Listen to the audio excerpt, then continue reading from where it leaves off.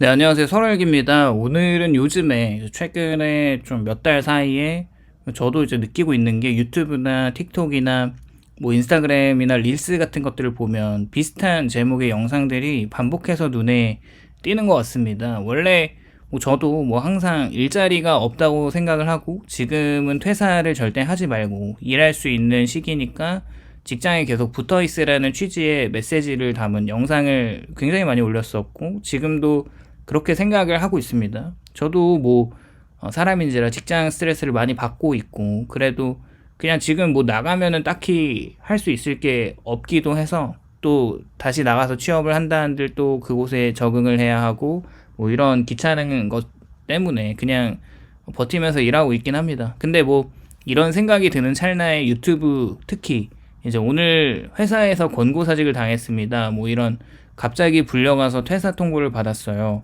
아무 문제 없던 직장에서 나가게 됐습니다. 이런 썸네일이나 제목의 영상들이 많이 올라오는 것 같습니다. 뭐 이런 영상들은 대체로 또 신기한 거는 차분해요. 울부짖지도 않고 딱히 분노를 폭발시키지도 않습니다. 오히려 담담하게 이야기를 하는데 그래서 뭔가 더 불편합니다. 이런 현상은 단순한 컨텐츠 유행이라기보다는 실제 현실에서 조용히 퇴출이 늘어나고 있다는 신호인 것 같아요. 그렇게 권고사직이 늘어나는 체감은 착각이 아니라 먼저 분명히 해야 할 점이 요즘 왜 이렇게 권고사직이 많아 보이냐는 말 워딩 자체는 체감만의 문제는 아닌 것 같습니다. 물론 통계에서는 취업률이 높고 또 왜곡된 수치가 나타나기도 해서 잠깐 그걸 제쳐놓고 왜 통계보다 체감이 먼저 오나 생각을 해보면 권고사직은 대부분 해고로 잡히지가 않고 구조조정으로 공표되지가 않으면서 개인 사유퇴사로 처리됩니다. 그래서 공식적인 실업 통계에는 잘 드러나지가 않는다는 것이죠. 하지만 현실에서는 팀 단위의 정리나 그리고 중간급 이상 연차자들을 정리하고 성과를 압박한 후에 퇴출시키는 이런 방식이 동시에 여러 회사에서 수없이 반복되고 있습니다.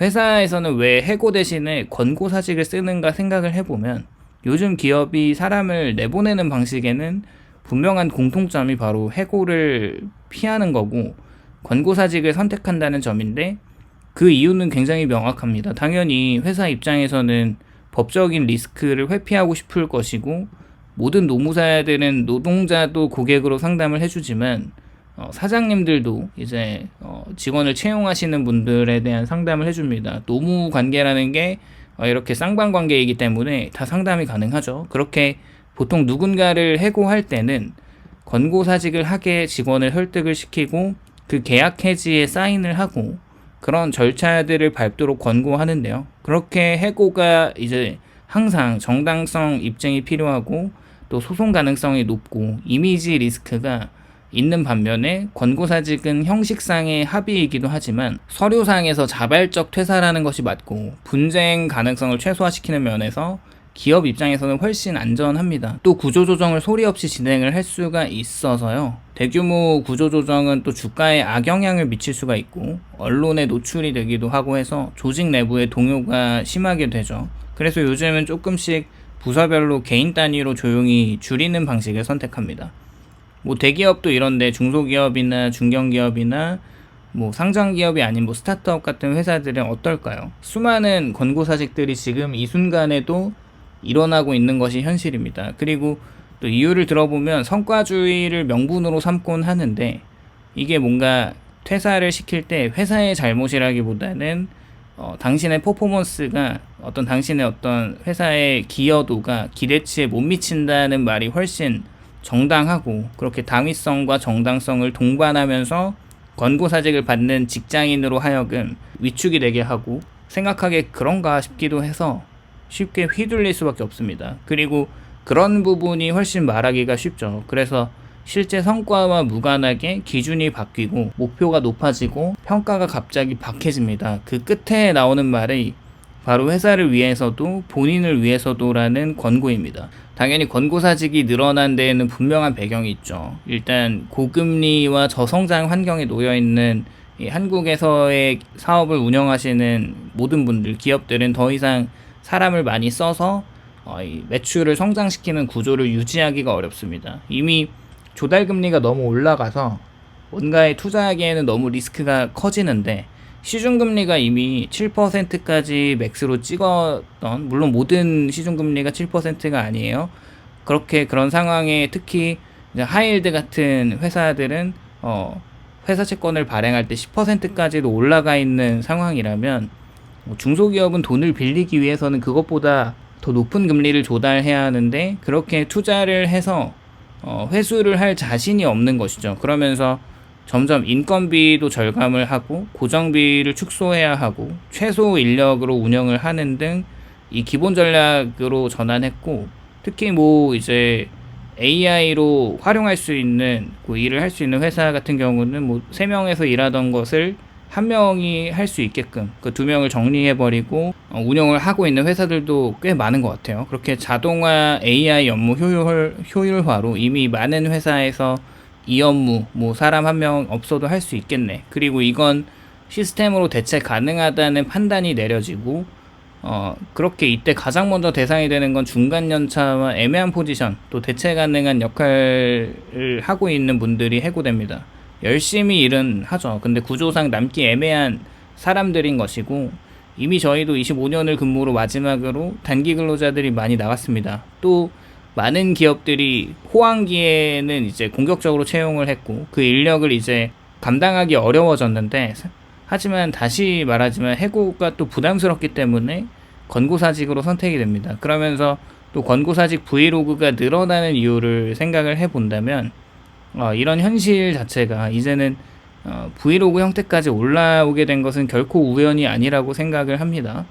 왜냐하면은 이제 너무 많은 사람들이 비슷한 경험을 하고 있고, 지금 이런 브이로그는 수많은 사람들 중에 이제 그런 사람들 중 몇몇 샘플일 수 있다는 생각을 해보고 있어요. 뭐 그런 영상을 올리는 의도가 뭔지 알 수는 없지만 분명히 유튜브로 광고 수익을 얻으려고 할 수도 있는 것이고, 그런 깊은 이유에 대해서는 또 오늘 다룰 주제는 아니니까 어쨌거나 해고가 너무 흔해졌고 너무 많은 사람들이 겪고 있다면 그래서 오히려 말할 수 있게 된 것 같다는 생각이 듭니다. 나만 그런 것이 아니니까 이렇게 권고사직 브이로그의 특징은 울분보다 기록에 초점이 또 맞춰져 있고 회사를 욕을 크게 또 하지 않는 것 같아요. 물론 욕을 할 수도 있지만 보통은 그 상황을 담담히 정리하면서 이제 그동안 있었던 일들을 좀 정리하면서 다음을 고민하는 형식인 것 같아요. 이건 체념이 또 아니고 감정을 소비하지 않기 위한 방식에 가깝다는 생각이고요. 그 심리를 깊이 살펴보면 말하지 않으면 뭔가 더 혼자 고립되기 때문인 것 같습니다. 권고사직은 사실 축하받을 일도 아니고 쉽게 꺼낼 수 있는 이야기도 아닌데, 그래도 이 사람들은 영상이라는 안전한 뭔가 거리감도 있고 얼굴을 드러낼 수도 있고 직접 설명하지 않아도 되는 방식의 선택을 하는 거죠.